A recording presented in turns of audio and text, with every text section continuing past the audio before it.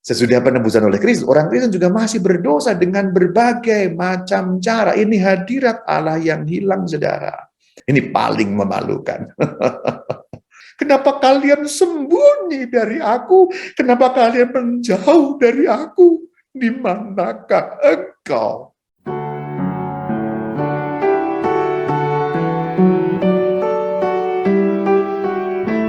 Shalom Alaikum. Kita akan menemukan kembali hadirat Allah yang hilang. Kita mengatakan kehadiran Allah sepertinya tidak ada. Kita tidak merasakan lagi bagaimana Allah itu hadir sehari-hari di dalam kehidupan kita. Apa yang salah? Mari kita akan mendalaminya dan juga harus bagaimana supaya dapat memulihkan atau mengembalikan hadirat Allah yang hilang itu. Pertama, aku mengajak saudara-saudari untuk mendalami hadirat yang hilang itu seperti apa. Dengan satu pertanyaan pertama, kapan hadirat Allah hilang dari manusia? Yuk kita lacak. Kita akan membaca KGK, yaitu Katekismus Gereja Katolik, satu kitab yang memuat ajaran resmi, official dari Gereja Katolik, yang dapat kita lihat sebagai acuan dalam kita beriman. Kita membuka, yaitu KGK 398. Bunyinya seperti ini. Dalam dosa, manusia mendahulukan dirinya sendiri daripada Allah, dan dengan demikian mengabaikan Allah. Ada kata mengabaikan Allah.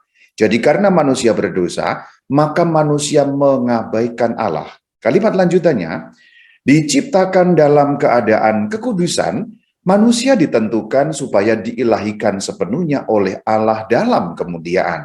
Kita perhatikan bahwa manusia diciptakan dalam keadaan kekudusan menurut KGK 398. Mari kita baca kalimat selanjutnya.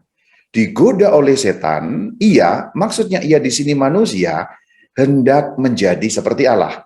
Tetapi tanpa Allah dan sebelum Allah dan tidak sesuai dengan Allah. Ada perkataan tanpa Allah. Ketika manusia hidup tanpa Allah, berarti tidak disertai Allah. Tidak dianggaplah Allah itu ada dan lain sebagainya. Maka disitulah kita dapat mengatakan bahwa hadirat Allah itu hilang dari hidup manusia. Kita dapat membaca referensinya dari Alkitab, yaitu pada kitab Kejadian pada bab yang ketiga. Kita akan baca ayat yang ke-8 dan ayat yang ke-10. Mari kita lihat ayat yang ke-8. Ketika mereka mendengar bunyi langkah Tuhan Allah yang berjalan-jalan dalam taman itu pada waktu hari sejuk, bersembunyilah manusia dan istrinya itu terhadap Tuhan Allah di antara pohon-pohonan dalam taman.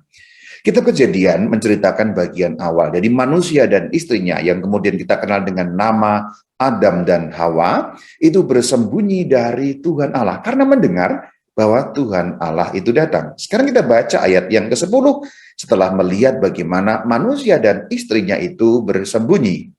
Ia yang dimaksud manusia menjawab, ketika aku mendengar bahwa engkau yang dimaksud adalah Tuhan Allah, engkau ada dalam taman ini, aku menjadi takut karena aku telanjang, sebab itu aku bersembunyi.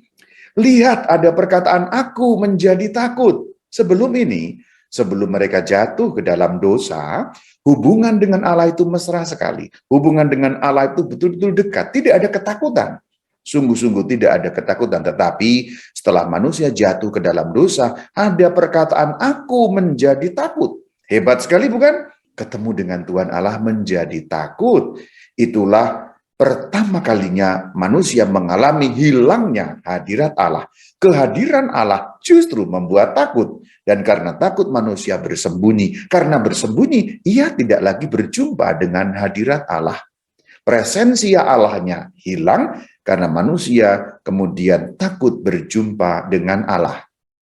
Kita lanjutkan pembacaan KGK dari KGK 399. Kitab suci menunjukkan akibat-akibat dari ketidaktaatan pertama yang membawa malapetaka. Sudah kita lihat di bagian depan.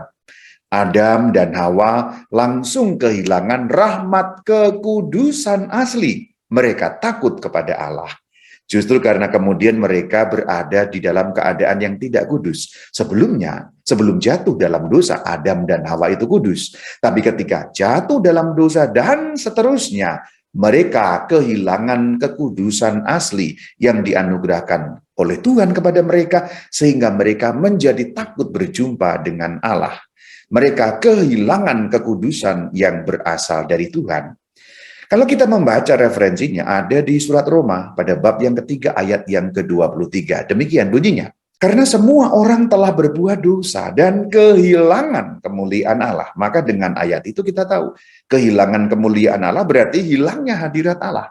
Karena dulu manusia diciptakan beserta dengan kemuliaan Allah padanya, tapi ketika kehilangan kemuliaan Allah, maka hilang pula hadirat Allah. Artinya, kita dapat memahami bahwa hilangnya hadirat Allah juga merupakan hilangnya kemuliaan Allah dalam diri manusia. Perhatikan, hilangnya hadirat Allah itu adalah hilangnya kemuliaan Allah dalam diri manusia. Manusia dulu penuh dengan kemuliaan, berjumpa dengan yang maha mulia yaitu Allah, tidak apa-apa. Tapi ketika mereka berdosa dan hilang kemuliaan Allah itu dalam diri manusia, manusia menjadi takut, dan itu adalah juga merupakan rusaknya ciptaan. Karena hilangnya kemuliaan Allah dalam diri manusia, berarti manusia memperlakukan ciptaan yang lain dengan tidak semestinya. Karena hilang kemuliaan Allah dalam diri manusia, maka manusia memperlakukan seluruh dunia ciptaan dengan semaunya sendiri yang mengakibatkan adanya kerusakan, saudara. Kita lihat dalam KGK artikel yang ke-400. Keselarasan yang mereka miliki berkat keadilan asli sudah rusak. Perhatikan harmoni awalnya.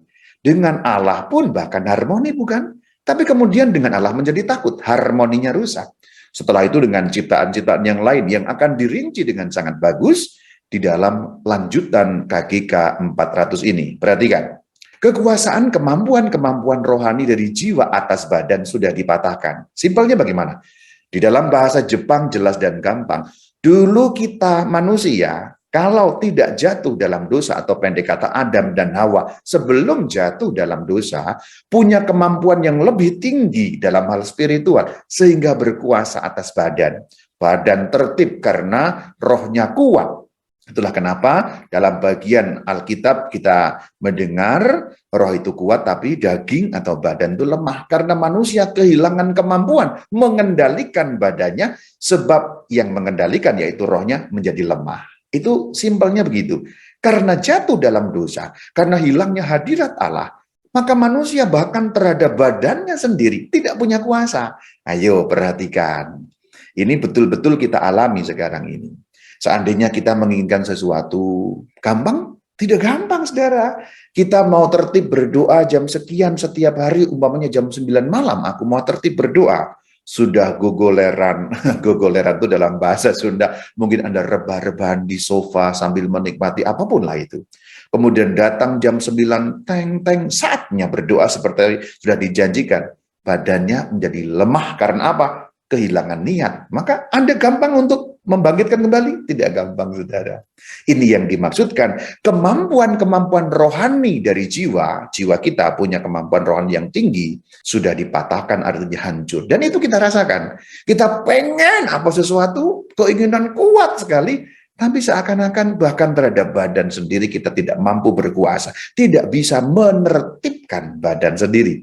Itu salah satu akibat dari hilangnya hadirat Allah yang ada di dalam diri kita. Referensinya ada dalam Alkitab, Kejadian 3 ayat yang ke-7. Maka terbukalah mata mereka berdua dan mereka tahu bahwa mereka telanjang.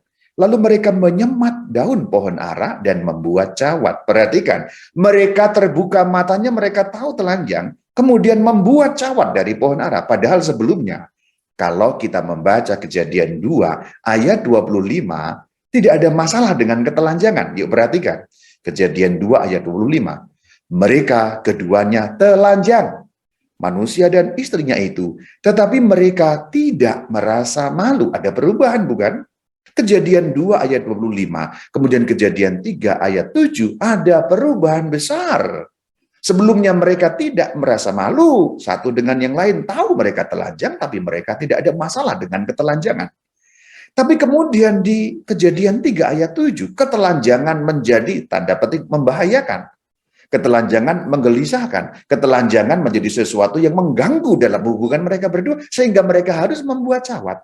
Melihat pihak lain telanjang, itu menjadi gangguan, dan sebagainya. Atau membiarkan diriku telanjang di depan orang lain juga menjadi bahaya. Telanjang sebelumnya tidak ada masalah, tidak ada bahaya, tidak ada malu, tidak ada khawatir, dan sebagainya. Tapi kemudian dengan hancurnya hadirat Allah dalam diri manusia, maka ketelanjangan menjadi membahayakan. Itulah kenapa harus ditutup. Itu salah satu dari cerita Alkitab dengan sangat bagus menggambarkan hilangnya hadirat Allah. Ini bisa kita lihat dalam sehari-hari kok. Bayi-bayi itu telanjang, meskipun berbeda jenis kelamin laki perempuan, kita jejerkan bersama-sama ya tidak akan merasa bagaimana-bagaimana. Itu seperti zaman dulu ketika Adam dan Hawa mengalami hal yang seperti itu. Selanjutnya masih pada KGK 400 yang masih menggambarkan rusaknya ciptaan tadi. Perhatikan, kesatuan antara pria dan wanita mengalami ketegangan. Hubungan mereka ditandai dengan keinginan dan nafsu untuk berkuasa. Jadi hubungan pria dan wanita, hubungan Adam dan Hawa tadinya baik-baik saja. Tapi sekarang penuh ketegangan, dalam arti menjadi menggelisahkan. Menjadi ada nafsu berkuasa. Hayo yang Anda yang menikah mengalami ini, enggak mengalami, bukan? Ibu-ibu cerewet, tidak mau disalahkan. Bapak-bapak maunya menang sendiri. Penuh dengan ketegangan, bukan? Itu karena dulu Adam dan Hawa jatuh dalam dosa. Sehingga hubungan pria dan wanita pun, bahkan yang sangat dekat, yang disatukan dalam janji suci perkawinan, itu juga mengalami keretakan dalam hubungan itu. Kita lihat Kejadian 3, ayat 11-12. Ini bagus sekali, perhatikan. Firman-Nya, firman Tuhan. Siapakah yang memberitahukan kepadamu bahwa engkau telanjang? Apa engkau makan dari buah pohon yang kularang engkau makan itu? Manusia itu menjawab, perempuan yang kau tempatkan di sisiku, dialah yang memberi dari buah pohon itu kepadaku, maka aku makan. Yuk kita perhatikan. Perempuan yang kau tempatkan, itulah jawaban si laki-laki. Hubungan menjadi retak, menjadi tegang, ada keinginan nafsu berkuasa atas yang lain. Maka ayat 12 dari Kejadian 3 ini bagus sekali untuk kita dalami. Yuk, aku buka sedikit bagaimana tafsirannya. Manusia menjawab Tuhan, perempuan yang kau tempatkan. Yuk kita lihat, perempuan yang kau tempatkan. Ketika mengatakan perempuan, berarti si perempuan disalahkan. Orang lain disalahkan, pihak lain disalahkan. Sebab si laki-laki Adam dalam hal ini tidak mau disalahkan. Lalu ada kata kau tempatkan, kau berarti Tuhan. Jadi Tuhan Allah juga disalahkan, bukan? Jadi jawaban tadi tampak sekali sebagai jawaban yang sangat membela diri. Kejadian 3:12. Manusia itu menjawab, perempuan yang kau tempatkan. Jadi Tuhan, aku nggak salah. Aku tidak punya kesalahan. Aku cuma diberi Tuhan. Aku cuma makan dari buah yang diberi oleh siapa? Si perempuan. Berarti siapa? Perempuan yang salah. Orang lain, pihak lain. Bukan aku, si laki-laki. Dan ada perkataan yang kau tempatkan, artinya Tuhan Allah ikut dalam kesalahan itu. Menurut pandangan si laki-laki. Nafsu untuk berkuasa, bukan? Tidak mau disalahkan, bukan? Itulah yang dimaksudkan hubungan relasi menjadi retak, menjadi renggang. Inilah hilangnya hadirat Allah ketika satu dengan yang lain saling menyalahkan, saudara. Renungan singkat untuk melihat kehidupan kita masing-masing. Maka ketika ada satu dengan lain pihak saling menyalahkan, itu salah satu tanda hilangnya hadirat Allah. Kita dalam satu komunitas saling menyalahkan, bukan mencari solusi bagaimana ini dilalui, bagaimana problem cari solusi. Ketika saling menyalahkan, disitulah hadirat Allah hilang seperti dulu mula-mula ketika Tuhan mencari manusia dan si laki-laki menjawab, perempuan yang kau tempatkan itu. Kamu salah Tuhan, perempuan salah Tuhan, aku tidak salah. Kira-kira demikianlah kalau kita buat sebagai satu drama kecil, hilangnya hadirat Allah sejak semula.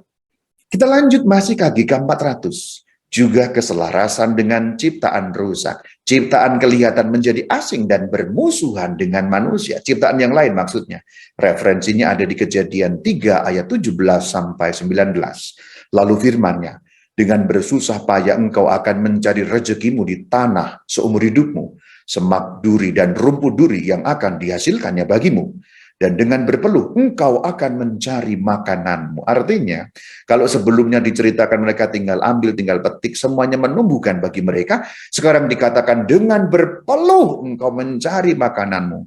Bersusah payah cari makanan, dan bahkan itu pun yang tumbuh semak duri, rumput duri, kerusakan dalam ciptaan-ciptaan yang lain diakibatkan oleh hancurnya, hilangnya hadirat Allah dalam diri manusia. Ini hilangnya hadirat Allah sejak semula, demikian saudara. Dan masih dari KGK 400 lanjutannya, karena manusia, seluruh makhluk telah ditaklukkan kepada kesia-siaan.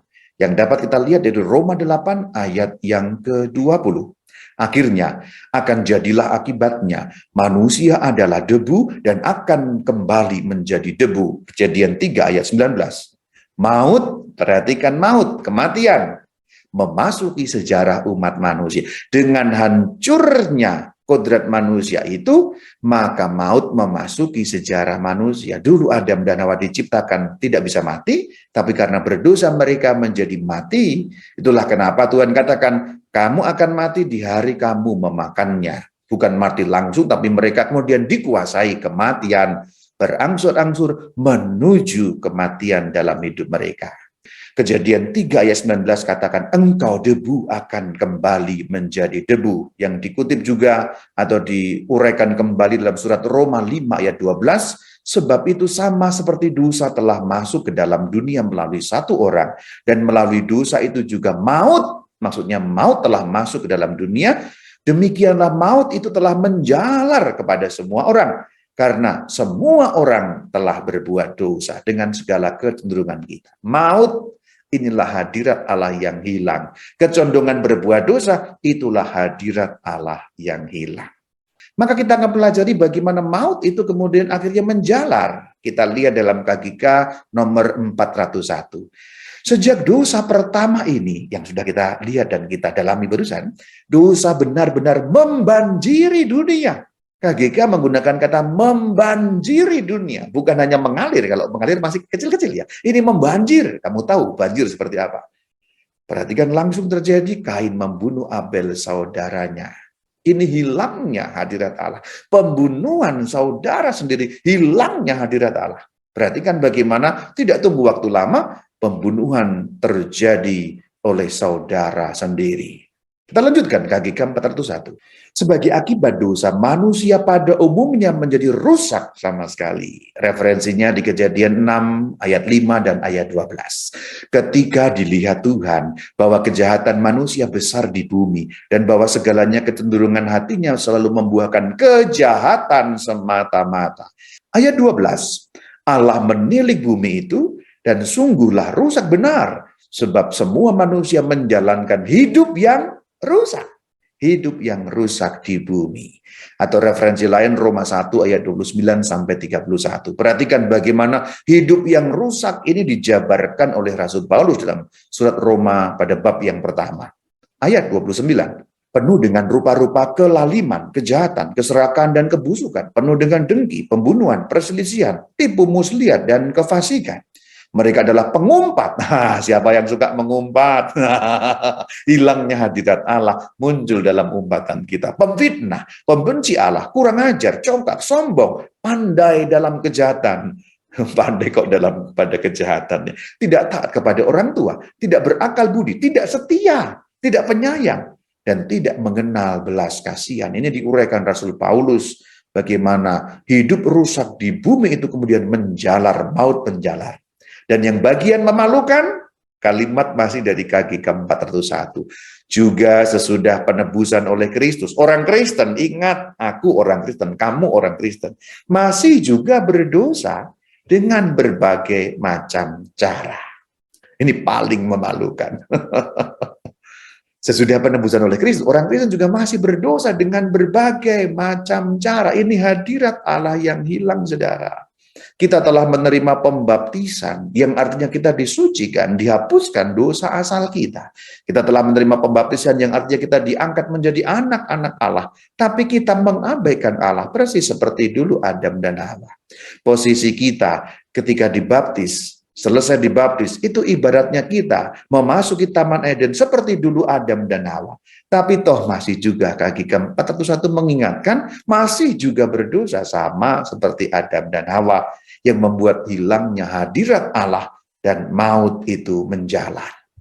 Kalimat kecil dalam KGK 401 juga menarik untuk kita baca. Yuk kita baca. Apa yang kita ketahui berkat pewahyuan itu, yang tadi sudah kita bahas, memang cocok dengan pengalaman sendiri. Ayo, cocok apa tidak? Aku tadi sudah memberikan beberapa contoh. Ini loh contohnya begini, begini, begini. Cocok dengan pengalaman kita sendiri. Bila memeriksa batinnya sendiri, manusia memang menemukan juga. Kalau kita periksa sungguh, jujur, kita akan temukan kok.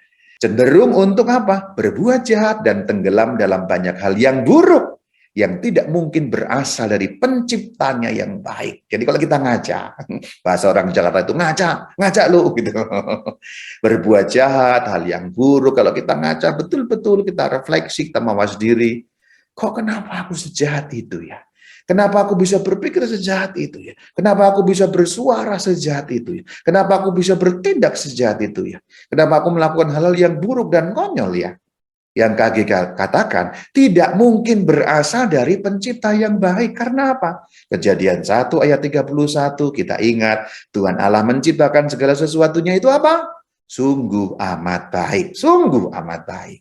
Kita lanjutkan bagian yang kecil ini. Sering ia, manusia, menolak mengakui Allah sebagai dasar hidupnya. Dengan demikian ia merusak keterarahannya yang sejati kepada tujuannya terakhir. Begitu pula seluruh hubungannya yang sesungguhnya dengan dirinya sendiri, dengan sesama manusia, dan dengan segenap ciptaan. Merusak keterarahan. Yang kita terarah menjadi tidak terarah. Maka kalau kita memahami kata dosa, sebenarnya keterarahan yang rusak. Melenceng dari tujuan itulah rusak karena menolak mengakui Allah sebagai dasar dalam hidup kita. Itu semua tadi hilangnya hadirat Allah, maut yang menjalar akibat dosa. Kabar buruk bukan? Tetapi tenang saudara, selalu ada kabar baik. Yaitu sejak sebagaimana kita lihat dalam kitab Kejadian, setelah manusia persis setelah itu berbuat dosa, Tuhan menjanjikan penebusan bukan? Yang dikenal dengan proto-evangelium. Maka kita bukan menyerah kalah, bukan titik akhir. Mungkin yang baru saja kita dengar adalah kabar-kabar buruk tentang hilangnya hadirat Allah. Pemulihannya bagaimana? Yuk kita temukan kembali bagaimana hadirat Allah itu. Di dalam KGK 399 kita ingat bahwa manusia kehilangan kekudusan, rahmat kekudusan asli. Juga diingatkan oleh Rasul Paulus dalam Roma 3:23 yang sudah kita lihat bagaimana kita kehilangan kemuliaan Allah. Bertolak dari ini, kita akan lihat bagaimana pemulihannya. Artinya, pemulihan berarti mengembalikan kekudusan. Karena apa? Karena berdosa artinya kehilangan kemuliaan Allah. Kehilangan kemuliaan Allah artinya kehilangan rahmat, kekudusan yang asli. Berarti mengembalikan hadirat Allah, memulihkannya artinya mengembalikan kekudusan itu. Sebagaimana Kejadian 1:31, Allah melihat segala yang dijadikannya itu sungguh amat baik. Ucapkan bersama-sama, sungguh amat baik. Sekali lagi katakan bersama-sama, sungguh amat baik.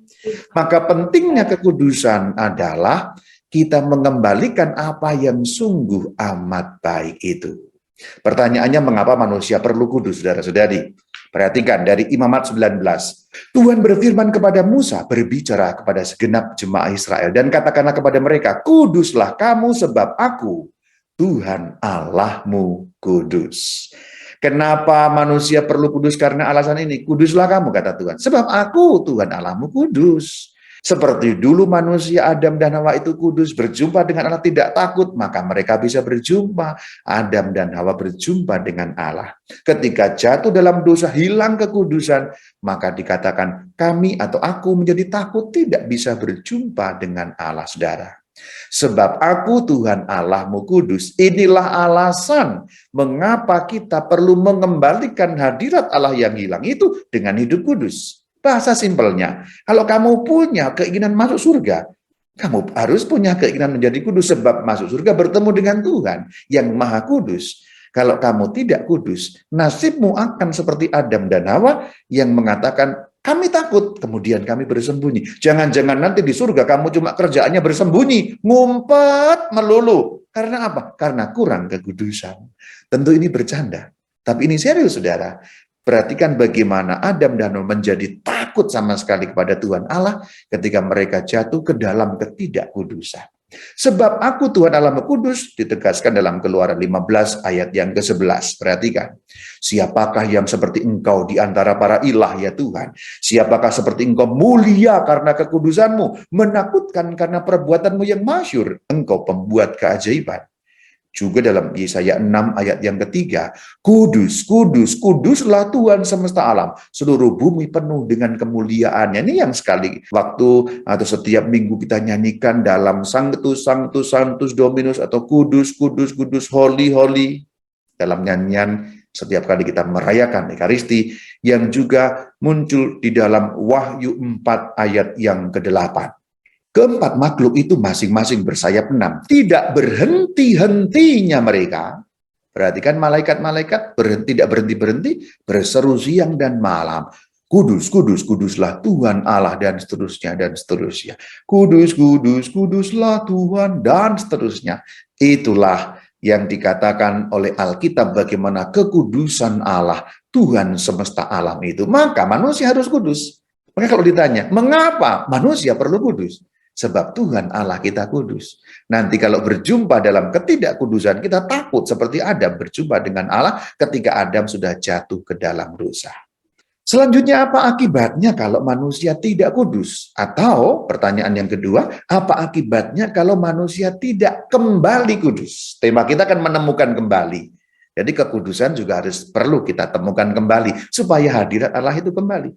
Karena kekudusan berbahaya jika didekati dengan ketidakkudusan. Kita belajar dari Alkitab, Keluaran 3 ayat 5. Ayo kita baca.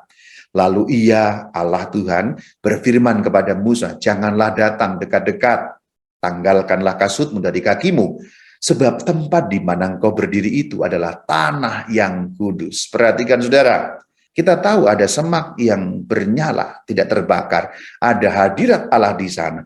Tanahnya menjadi kudus karena ada hadirat Allah di sana. Dan Tuhan katakan, jangan datang dekat-dekat.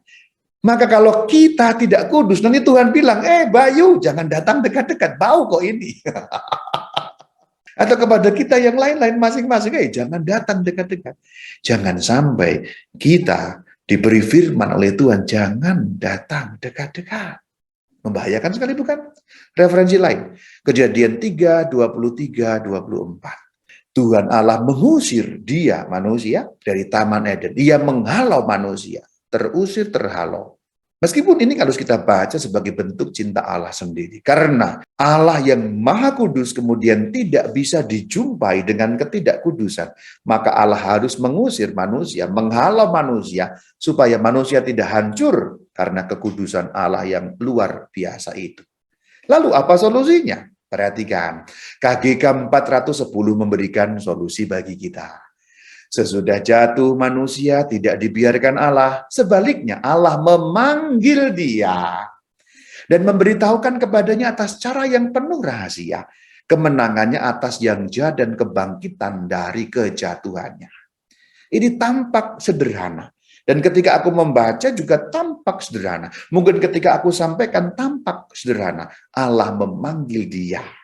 Mungkin ribuan kali kita dengar Allah memanggil manusia. Allah memanggil kita. Setiap kali mungkin kita dengar.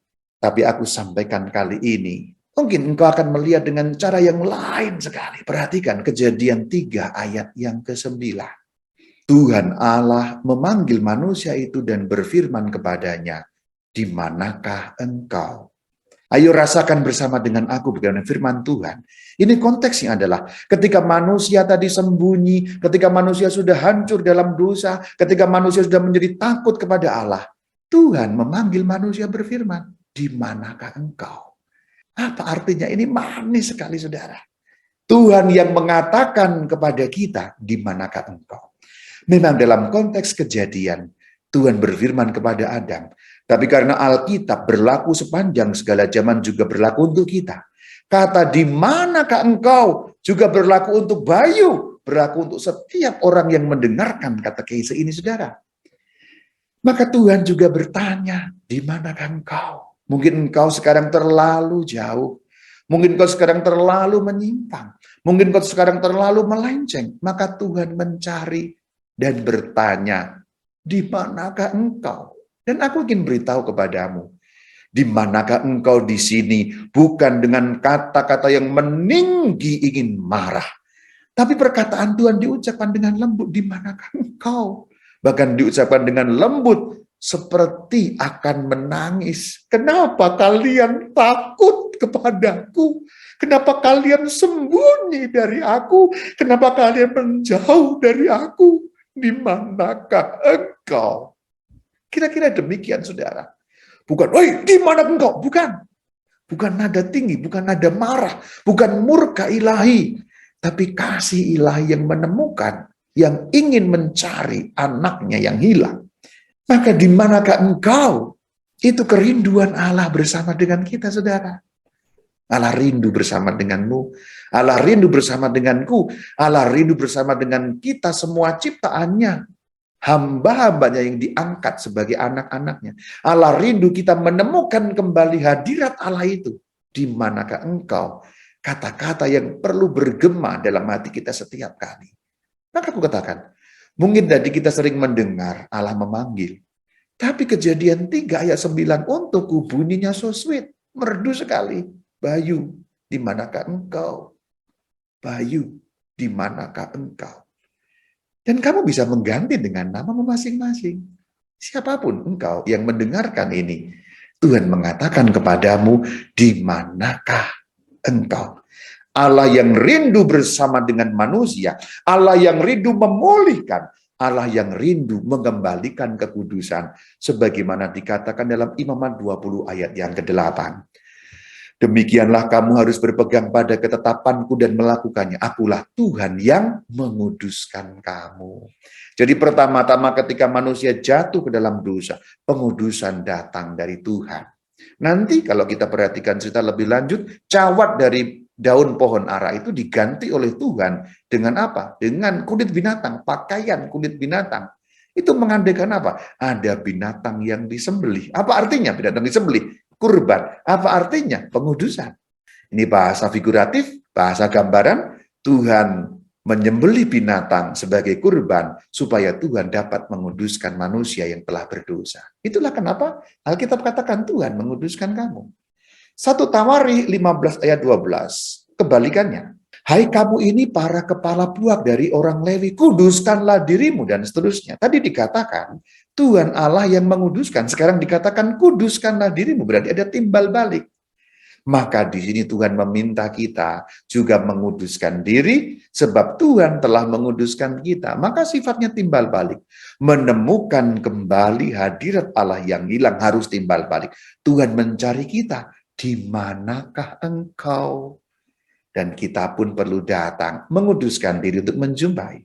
Itu tadi perjanjian lama, sekarang kita lihat di perjanjian baru. 1 Korintus 6 ayat yang ke-11. Kamu telah memberi dirimu disucikan, kamu telah dikuduskan, dan seterusnya. Perhatikan, kamu telah dikuduskan. Tentu saja oleh Tuhan yang dimaksud. Namun, kebalikan dari kamu telah dikuduskan, dalam 1 Korintus 1 ayat 1 dan 2 dikatakan, mereka yang dikuduskan dalam Kristus Yesus dan seterusnya dipanggil menjadi orang-orang kudus. Dipanggil artinya harus ada gerakan dari kita. Maka ini juga dua arah. Tuhan katakan kamu telah dikuduskan, tapi juga Tuhan katakan kuduskanlah dirimu. Tuhan katakan kamu dipanggil menjadi orang-orang kudus, artinya perlu juga usaha dari pihak kita.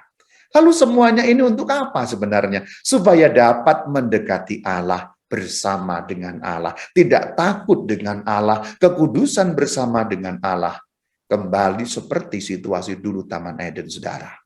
Kita lihat Yesaya 55 pada ayat yang ke-6. Carilah Tuhan selama ia berkenan ditemui, berserulah kepadanya selama ia dekat. Sekali lagi bersama-sama, perlahan-lahan. Carilah Tuhan selama ia berkenan ditemui, berserulah kepadanya selama ia dekat.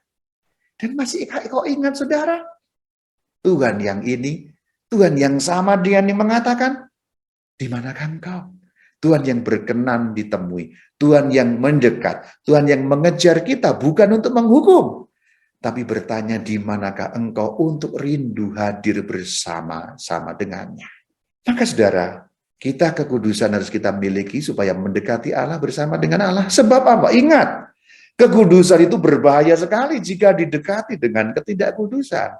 KGK 2809 mengingatkan bagi kita. Kita baca 2809. Kekudusan Allah adalah pusat misterinya yang kekal, yang sukar didekati. Perhatikan, ada kata sukar didekati. Kekudusan Allah memang sukar didekati kalau kita tidak kudus. 1 Timotius 6 ayat 16 juga mengingatkan bagi kita. Dialah satu-satunya yang tidak takluk kepada maut, bersemayam dalam terang yang tidak terhampiri. Perhatikan, dalam terang yang tak terhampiri. Itulah kenapa KGK rumuskan kekudusan Allah sukar didekati. Karena beliau Allah, Tuhan Allah kita, terang yang tak terhampiri. Itulah mengapa manusia perlu kudus. Kita juga diingatkan dalam KGK 2809 bahwa Allah memahkotai manusia dengan kemuliaan dan hormat. Mazmur 8 ayat yang ke-6. Perhatikan, Allah memahkotai manusia kita semua dengan kemuliaan dan hormat. Karena Allah menciptakan manusia sebagai gambar seturut dengan rupanya atau gambar dan rupa Allah. Kejadian 1 ayat ke-26. Jadi Allah menciptakan manusia seturut dengan rupanya. Tetapi oleh karena dosa, demikian lanjutannya, manusia kehilangan kemuliaan Allah seperti yang sudah di bagian depan tadi kita dalami. Namun KGK 2809 juga mengatakan demikian. Allah menyatakan kekudusannya dengan menyatakan dan menyampaikan namanya untuk menciptakan manusia baru. Nah, kata kuncinya Allah menciptakan manusia baru. Allah ingin kita mengembalikan hadirat Allah yang hilang itu. Allah menciptakan manusia baru. Seperti dikatakan Efesus 4, 23-24. Supaya kamu dibaharui di dalam roh dan pikiran. Perhatikan, roh dan pikiran. Dalam roh dan pikiran berarti kita pertama-tama berpikir benar. Juga dalam hal iman. Kalau imanmu melenceng, berpikirlah dulu secara benar. Apa Tuhan inginkan dari aku? Dalam segala hal, pikiran harus benar lebih dulu. Kalau pikiran melenceng, nanti seperti artis yang baru-baru ini viral. Ya, itu pikirannya sudah menjadi kacau. Ya, bukannya menjadi manusia baru, malah menjadi lama, malah menuju pada busuk, saudara. Ya, karena pikirannya tidak benar. Jadi menjaga pikiran penting sekali. Bukan hanya sekedar soal yang sekarang orang menyebutnya positive thinking dan sebagainya, bukan soal itu. Tapi menjaga pikirannya Tuhan. Tuhan berpikir apa untuk hidupku? Apa kalau Tuhan kehendaki dalam hal seperti ini? Ayat 24. Dan mengenakan manusia baru yang telah diciptakan menurut kehendak Allah di dalam kebenaran dan kekudusan yang sesungguhnya. Persis Kolose 3, 9 ayat 10. Kamu telah menanggalkan manusia lama serta kelakuannya. Dan kamu telah mengenakan manusia baru yang terus-menerus diperbaharui untuk memperoleh pengetahuan yang benar menurut gambar penciptanya. Apa itu gambar penciptanya? Sungguh amat baik. Kejadian 1 ayat 31. Jadi supaya kita menemukan kembali hadirat Allah yang hilang, kita mengenakan manusia baru. Mengenakan manusia baru artinya kita tidak takut berjumpa dengan kekudusan Allah. Dan Tuhan tidak akan berkata, jangan datang dekat-dekat. Tapi Tuhan akan bertanya, di manakah engkau? Untuk supaya kita menjadi manusia baru, Allah rindu berada bersama kita dalam keadaan sungguh amat baik. Itulah pentingnya kekudusan. Maka selanjutnya aku akan bicara bagaimana langkah-langkah kita restart kembali kepada kekudusan. 5 caraku sebutkan. Pertama, pembaptisan. Dalam air pembaptisan, demikian perkataan dalam KGK 2813. Kita telah dibersihkan, dikuduskan, dan seterusnya. 1 Korintus 6 ayat 11 itulah referensinya. Jadi dalam pembaptisan kita dikuduskan. Maka kalau kita menerima pembaptisan, kita menjadi sama dengan Adam dan Hawa dulu sebelum mereka jatuh dalam dosa yang bersama dengan Allah. Itulah pembaptisan. Karena dalam air pembaptisan kita telah dikuduskan. Langkah yang kedua, dengan pikiran yang benar yang sudah kita dalami, maka kita akan berbuat baik. Tetapi perbuatan baik dimulai dari pikiran yang benar. KGK 28:14. Kalau kita berbuat baik, nama Allah dipuji, dan seterusnya. Kalau kita berbuat buruk, nama Allah dihujat. Ini mengingatkan kita pada Yakobus 2 ayat 17, bukan? Demikian juga halnya dengan iman, jika iman tidak disertai perbuatan, iman itu hakikatnya mati. Yang ketiga, cara pemulihan doa dan sakramen-sakramen yang kita temukan dalam KGK 28:14. Karena itu kita berdoa supaya memperoleh sekian banyak kekudusan dan seterusnya. Berdoa itu membuat kita memperoleh sekian banyak kekudusan. Kita berdoa supaya memperoleh sekian banyak kekudusan. Maka mengembalikan waktu berdoa yang konstan, mengembalikan waktu berdoa yang disiplin, bagian dari mengembalikan kekudusan. Pembaptisan, hal pertama, tentu sebagian besar dari kita sudah mengalaminya, sudah menerima baptisan.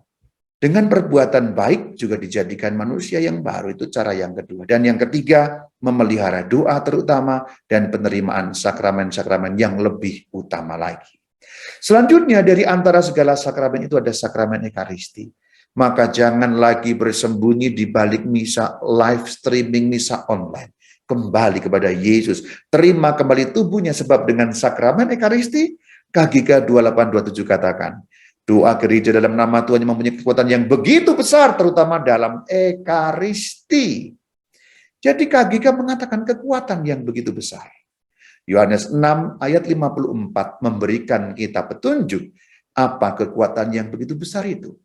Siapa saja yang makan dagingku dan minum darahku, ia mempunyai hidup yang kekal, dan aku membangkitkan dia pada akhir zaman. Ayo kembali. Jadi setelah pandemi berlalu atau hampir berlalu ini, salah satunya kita mengembalikan lagi Ekaristi yang sesungguhnya. Itu bagian dari mendapatkan kembali hadirat Allah yang hilang. Yang kelima, sakramen tobat. Seperti dikatakan dalam KGK 14:68. Sakramen perdamaian atau sakramen tobat atau pengakuan dosa mengakibatkan kebangkitan rohani, dan yang paling bernilai, bagian paling bawah, baca sama-sama, persahabatan dengan Allah.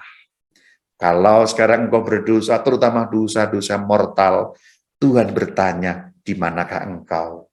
Kalau sekarang engkau berdosa begitu besar, begitu hitam, begitu kelam, dosa-dosa yang mematikan, dosa-dosa mortal, Tuhan dengan sungguh-sungguh sedih mengatakan, di manakah engkau? Dan menginginkan persahabatan. Karena Allah kita Allah yang rindu bersama-sama. Sebab sakramen perdamaian membangkitkan rohani dan persahabatan dengan Allah, maka dengan sakramen tobat kita menemukan kembali hadirat Allah yang hilang. Demikian 5 cara: pembaptisan, perbuatan baik, doa, dan sakramen-sakramen, terutama sakramen Ekaristi dan sakramen tobat, saudara. Kita hidup dalam dunia modern, sehingga ada baiknya aku akan menyampaikan kepada saudara bagaimana mengembalikan hadirat Allah yang hilang dalam dunia modern, dalam dunia kontemporer. Kita di Indonesia, kita di Singapura, di banyak tempat hidup dalam dunia yang serba modern. Serba modern berarti serba cepat, gaduh, dan lain sebagainya. Itulah kenapa mungkin kita merasakan hadirat Allah yang hilang dalam batin, juga tidak lagi terasa bagaimana hubungan dengan Allah ini. Yuk kita bahas musuh kontemporer kita. Yaitu kita berjuang melawan keinginan daging dan keinginan mata. Keinginan daging itu macam-macam. Kalau Anda inginnya belanja terus, padahal tidak butuh keinginan daging. Kita dipacu untuk makin konsumerisme, dan lain sebagainya. Keinginan mata tentu hal-hal yang sudah Anda lihat dalam media sosial dan lain sebagainya. Mungkin juga arahnya yang lebih buruk pada pornografi dan lain sebagainya. Ini musuh kontemporer kita. Hari-hari ini kita berjuang melawan keinginan daging dan keinginan mata. Masalahnya adalah, seperti dikatakan dalam Roma 7:18, kita menghendaki yang baik tapi tidak melakukannya. Kita ini semua tahu yang baik, tapi kita tidak melakukannya. Begitulah Rasul Paulus katakan, dan ini masalah bagi kita. Yuk kita lihat bagaimana tips and triknya. Aku menawarkan untuk mengembalikan kembali hadirat Allah, sekaligus berjuang melawan musuh modern. 2 hal. Pertama, keteraturan. Yang kedua, menyangkal diri. Bagaimana penjelasannya? Aku mulai dari keteraturan. Allah kita adalah Allah yang teratur, Allah yang menata keteraturan. Dunia teratur karena Allah menatanya demikian.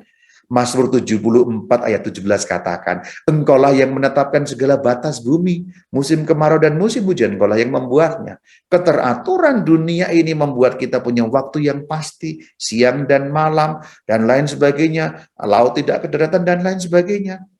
Allah kita Allah keteraturan. Maka hidup yang baik, hidup yang ikut irama keteraturan. Maka kebahagiaan adalah ikut irama keteraturan.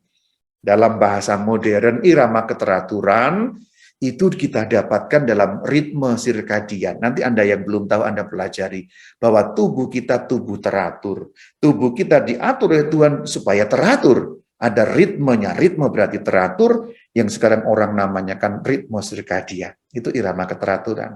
Itulah kenapa kalau Anda terbang jarak jauh melawan garis waktu, batas waktu, Anda tidak ikut irama keteraturan. Namanya apa? Jet lag. Kita tidak ikut irama keteraturan putaran bumi. Kita melawan keteraturan. Itulah kenapa mukanya seperti itu. Jelek sekali bukan? Karena tidak ikut irama keteraturan. Dan dunia modern, keteraturan alamiah ditantang. Saya tidak mengatakan dengan pesawat terbang itu menjadi buruk, tidak.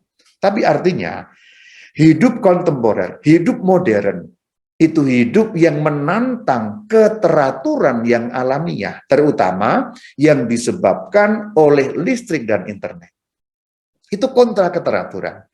Aku tidak mengatakan listrik buruk, aku tidak mengatakan internet buruk, tapi karena kita punya listrik, maka kita punya internet, maka kemudian kita bisa hidup kontra keteraturan. Artinya, dulu manusia tidak punya listrik, malam ya selesai, malam ya tidur, malam ya tidak bekerja. Tapi karena listrik menyala 24 jam, dunia kita tanda petik siang 24 jam, yang dulunya teratur, manusia ikut teratur, menjadi tidak teratur karena punya teknologi yang bisa menantang keteraturan. Maka Anda bisa lihat. Anda lihat dalam gambar, itu semua proyek dikerjakan malam-malam dengan listrik yang menyala sekian ribu watt, sehingga apa? Seperti siang, orang bekerja melawan keteraturan. Aku tidak mengatakan itu buruk, bukan. Ekonomi kita berkembang dengan itu, tapi maksudnya adalah hidup di dunia modern, kita hidup dengan fasilitas yang justru mengacau keteraturan hidup kita. Listrik awal mulanya. Setelah itu internet. Listrik memungkinkan adanya internet, dan ini paling sekarang kontra keteraturan dalam hidup kita. Karena 24 jam, pokoknya hidup kita bisa diisi dengan internet kalau kita punya listrik. Maka mau malam, mau siang, orang bekerja. Tapi akibatnya jadi muka-muka seperti itu. Ya mohon maaf kalau Singapura ya pasti ritme kerjanya juga luar biasa. Mungkin juga Anda banyak menjumpai gambar-gambar seperti ini ya. Aku tidak mengatakan etos kerja buruk, tidak. Aku tidak mengatakan kerja keras buruk, tidak. Aku hanya mengatakan hidup kita yang sebenarnya alamiah teratur, dijungkir balikan oleh dua fasilitas, yaitu listrik dan internet, sehingga kita bisa melawan ketidakteraturan, tapi malah gantian.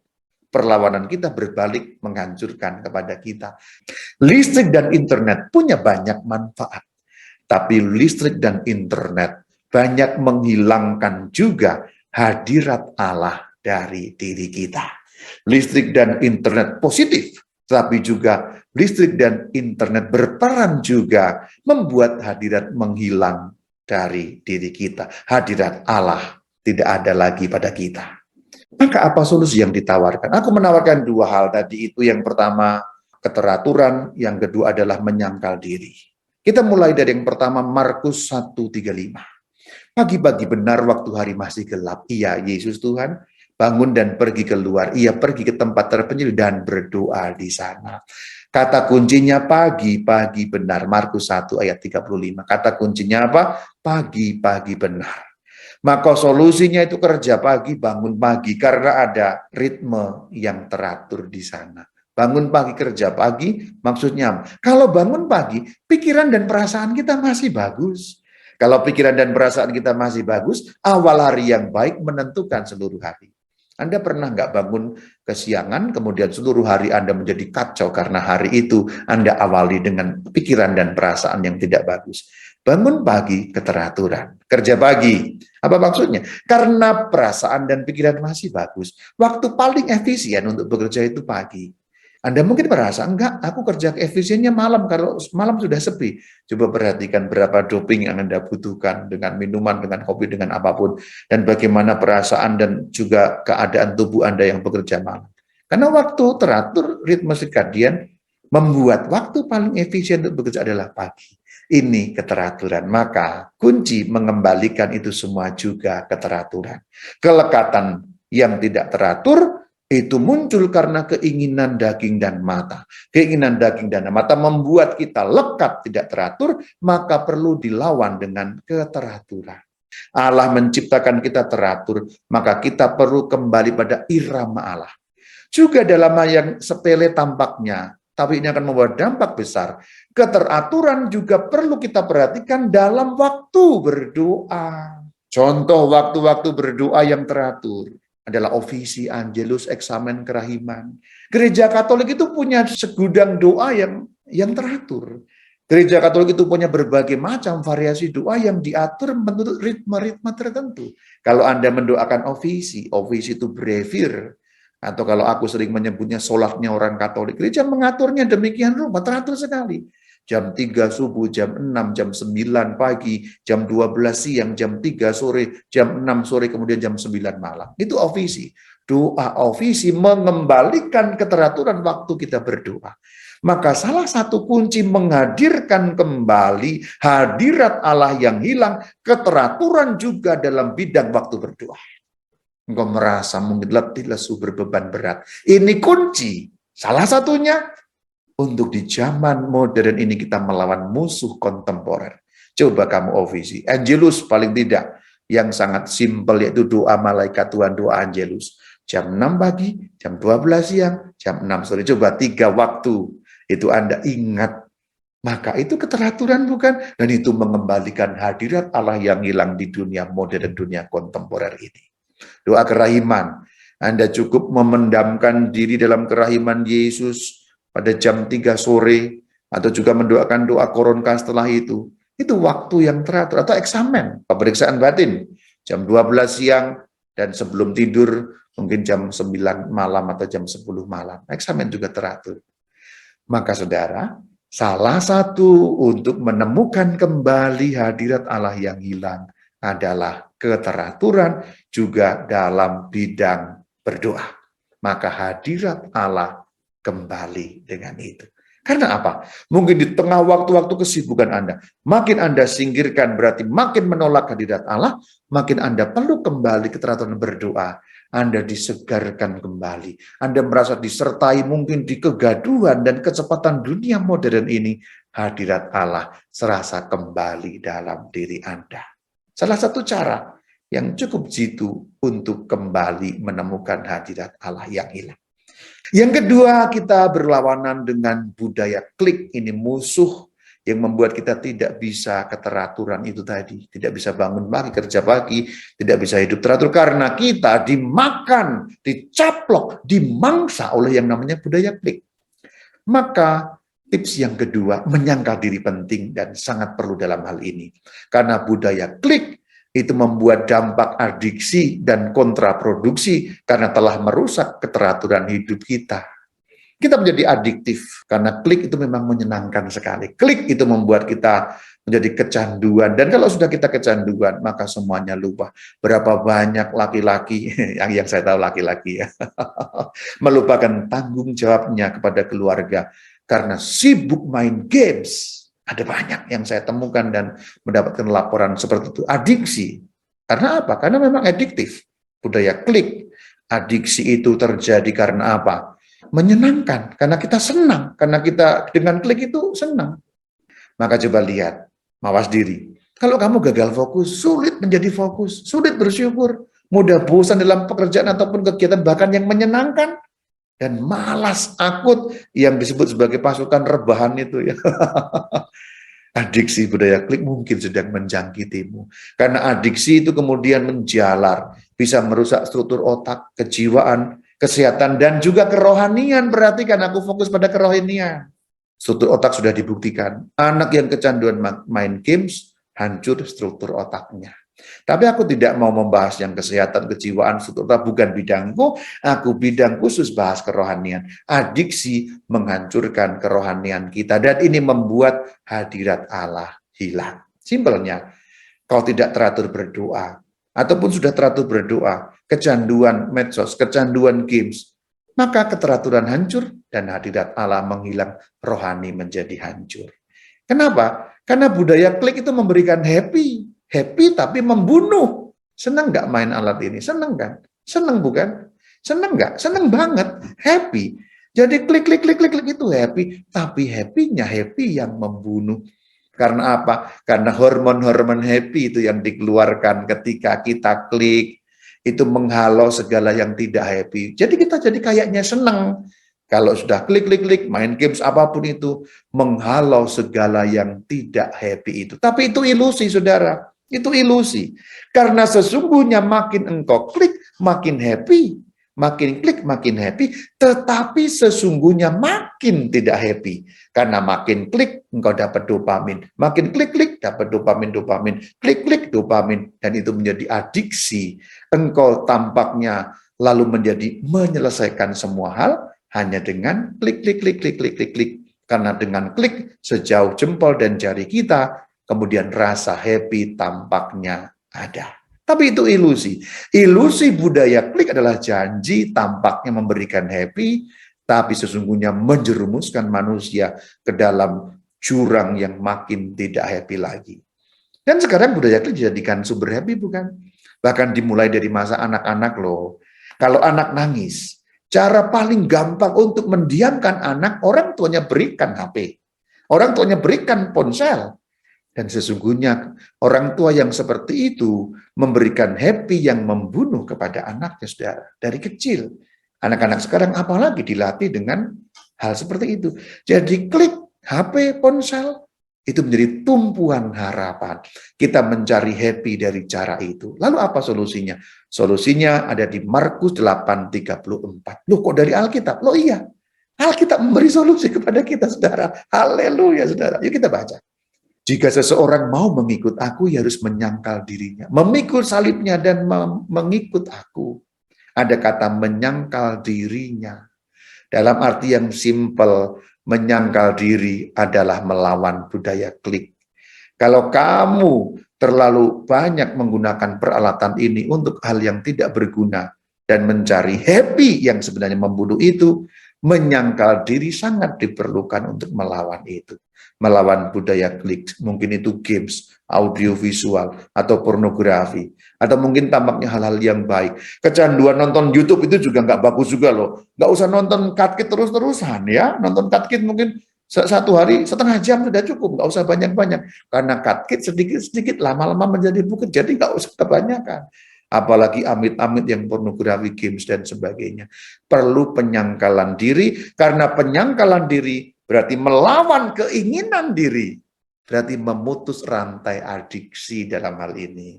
Kalau rantai adiksi putus, tidak lagi kecanduan, maka kontraproduksi juga bisa dihancurkan sehingga orang produktif kembali. Keteraturan juga akan kembali. Maka yang tidak happy itu juga perlu kita dalami. Tidak selalu happy itu harus dicari dengan klik, klik, klik. Karena kita ini cenderung klik, klik, klik, klik. Hati sedang tidak enak, HP dicari. Coba kalau hati tidak enak, duduk pelan-pelan saja. Dalami kenapa aku tidak happy tadi, kenapa aku marah. Tidak usah langsung berdoa juga tidak apa-apa. Lihat kebunku, atau lihat pohon hijau, kalau di Singapura sulit ya. Lihat langit, atau lihat apa saja. Atau lihat hal dunia sekitar. Dan perlu kita alami itu, bukan hanya cari tumpuan harapan jalan pintas, klik, klik, klik, klik, tidak.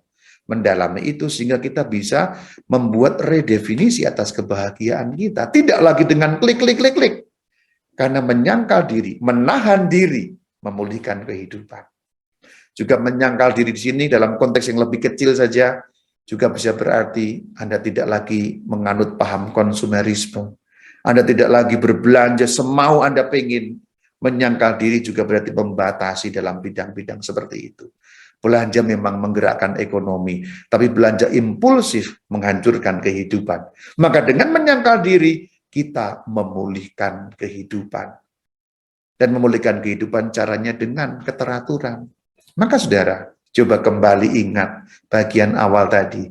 Keteraturan juga dalam hal berdoa, cobalah Angelus, cobalah eksamen, cobalah kerahiman, cobalah ofisi, supaya hari-harimu dipenuhi dengan hadirat Allah yang kembali. Juga 5 hal tadi, pembaptisan, perbuatan baik, doa atau sakramen-sakramen, ekaristi, dan juga sakramen tobat. Niscaya, 2 hal ini yang diikat dengan keteraturan juga dalam kehidupan akan mengembalikan hadirat Allah yang hilang. Semoga pembicaraan kali ini berguna dari hal yang teologis, katekese, sampai hal-hal yang praktis. Semoga dapat dijalankan. Shalom Alaikum.